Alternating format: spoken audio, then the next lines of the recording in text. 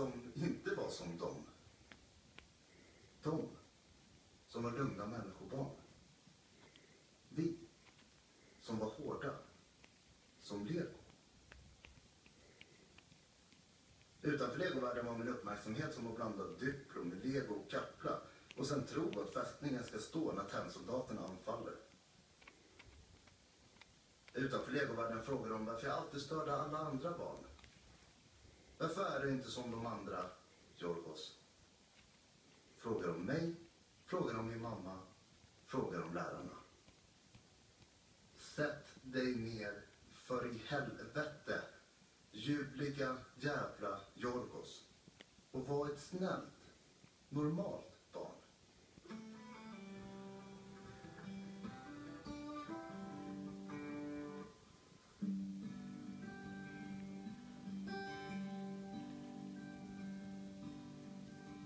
Så många människor omkring mig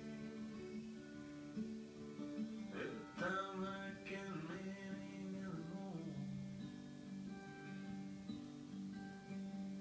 Alltid någon som blir över. Säg mig, varför blir det alltid så?